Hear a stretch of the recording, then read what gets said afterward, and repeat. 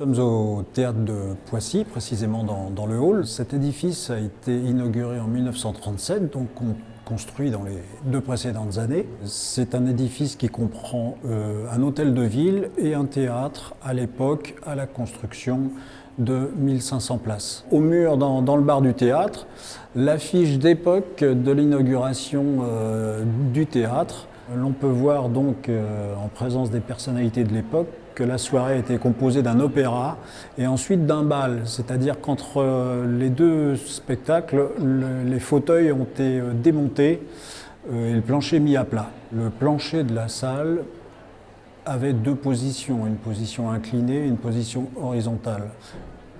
Et on pouvait retirer les fauteuils pour en faire une salle de bal. En 1991, la municipalité de l'époque a décidé de rénover ce théâtre et puis de le doter des derniers dispositifs techniques. Donc il y a eu 1 an de travaux pour pouvoir accueillir des décors plus importants, créer les régies en façade, sous le balcon, face à la scène, et construire un proscénium, une avant-scène mécanisée à 3 positions, scène, salle avec 48 fauteuils supplémentaires et fosse d'orchestre pour 40 musiciens.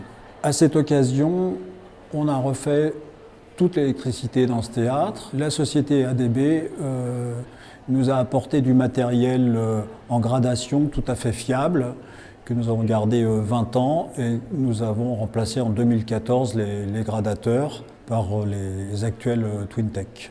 Lorsqu'on rentre dans la salle, on voit un théâtre à l'italienne avec un balcon en forme de croissant, des murs en staff du plus pur modern style que l'on appelait à l'époque dans les années 30. Donc on accueille dans cette salle tout type de spectacle. À partir de 91, ça a surtout été une salle de concert classique, capitale du baroque, s'il en est. Toutes les maisons de disques sont venues enregistrer des artistes internationaux ici. Voilà, on accueille aussi bien sûr des vedettes de variété, du théâtre, de la danse. Et pendant 18 ans, on a eu une très belle programmation en baroque.